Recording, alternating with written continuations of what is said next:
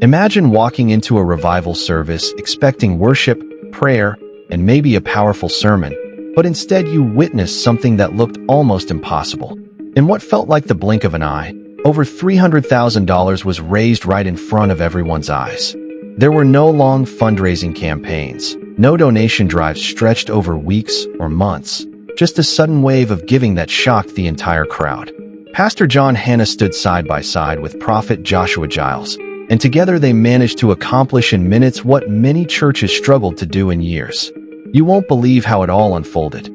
But let me tell you, this moment became one of the most talked about and controversial stories in recent church history. The atmosphere inside the Mantle Revival pop-up was already intense before the offering even began.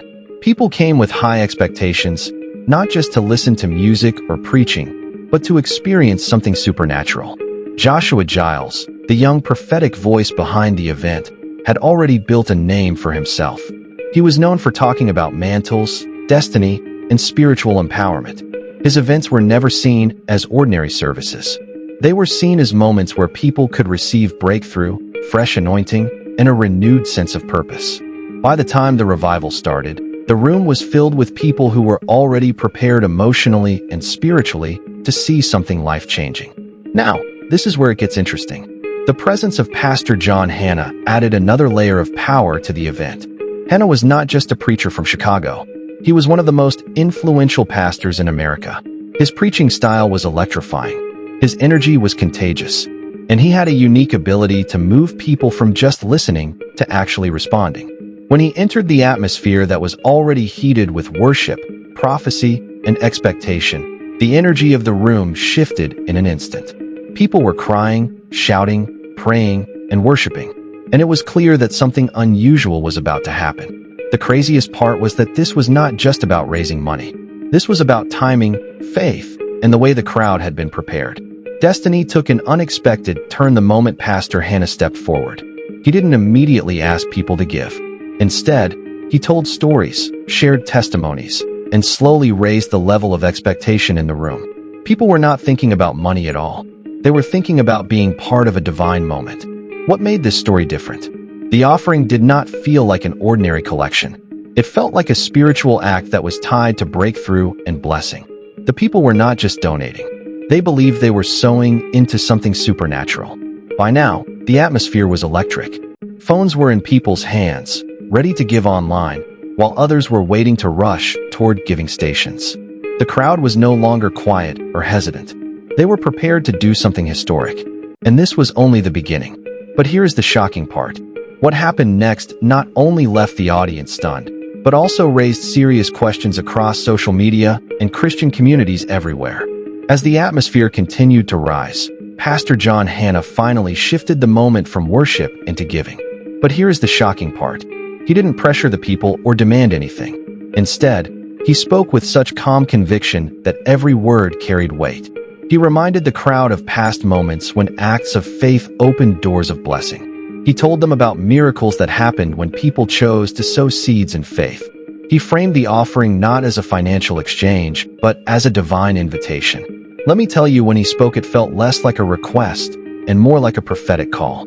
People leaned in, some even with tears in their eyes, believing that this was their moment to step into a new season. This is how the atmosphere transformed from anticipation to action. Hanna knew how to time his words. He shared testimonies, paused at just the right moments, and looked into the crowd as if he could see into each person's life. Attendees described it later as if the entire room was frozen in focus. No one was distracted. No one was bored. Every heart was open. Every ear was listening. Then came the moment he asked them to give. The energy in the room reached a breaking point. Phones lit up, donation apps opened, and people started giving instantly. Unlike traditional offerings where baskets pass slowly through the aisles, this was fast, almost like a wave of faith sweeping across the entire crowd. What made the story different was not just the huge amount raised, but the speed of it. Within minutes, numbers climbed higher and higher.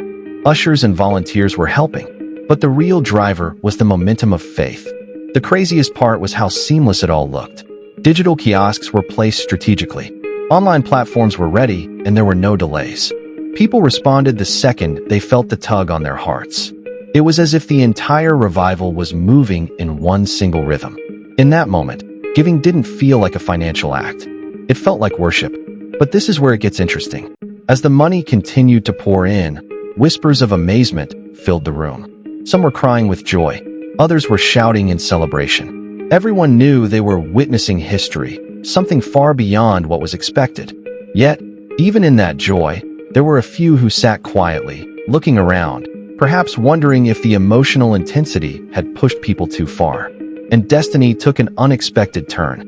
Because while the $300,000 figure stunned the world, the conversation that followed would shake the church community even more. As news of the $300,000 spread beyond the walls of the Mantle Revival pop-up, the reactions exploded almost immediately. Supporters described it as nothing less than a miracle, saying they had never seen such generosity happen so quickly. Social media was flooded with clips of Pastor Hannah speaking with passion, Joshua Giles praying with fire, and people raising their phones in the air while donating. Words like unbelievable, record-breaking, and divine filled comment sections. For many, this was proof that faith still had the power to move entire crowds in ways that defy logic. You won't believe how many testimonies poured in from attendees saying they felt transformed not just spiritually, but emotionally after giving. But here's the shocking part. Not everyone celebrated.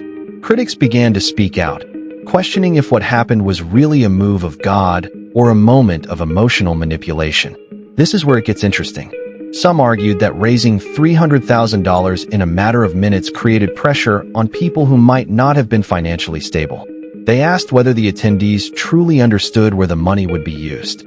Blogs, forums, and Christian news outlets started picking up the story, with headlines calling it both a miracle and a controversy. What made the story different was how deeply it divided people. One side praising it as faith in action, the other warning it could be exploitation masked as spirituality. Let me tell you, the debates were intense. Supporters said no one was forced to give, that it was purely voluntary and driven by the Spirit. They shared testimonies of blessings they had received after sowing in faith, saying the moment would mark a turning point in their lives. On the other hand, critics said the high-energy environment blurred the line between inspiration and pressure. Some attendees even admitted afterward that they gave more than they intended, caught up in the rush of the moment. The craziest part was that both sides had valid points, and the controversy only made the story spread faster.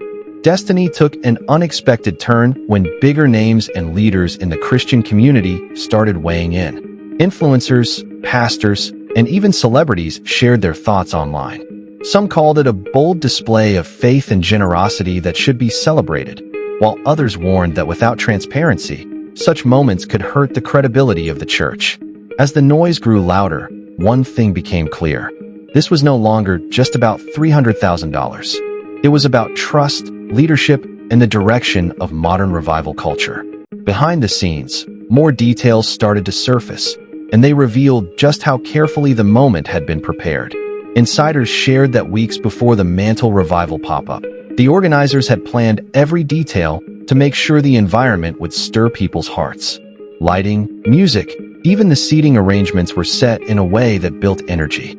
Giving stations were positioned so no one had to wait, and digital apps were pushed heavily to allow instant donations. This is how faith and technology worked together to create what looked like a spontaneous miracle. But here's the shocking part. What appeared effortless to the public was actually the result of strategy, timing, and a deep understanding of crowd dynamics. Pastor John Hannah's role was also more intentional than many realize. He was known for reading a room and adjusting his words to the emotional state of the people.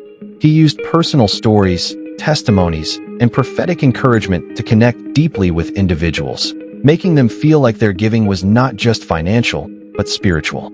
Prophet Joshua Giles had already laid the groundwork by speaking about mantles, destiny, and divine acceleration, preparing the people's hearts before Hannah even stepped in. This combination of prophetic authority and pastoral influence created a perfect storm that made the $300,000 moment possible. This is where it gets interesting, because while supporters called it a move of God, critics said it blurred the line between worship and manipulation. Some argued that connecting giving directly with breakthrough risks turning faith into a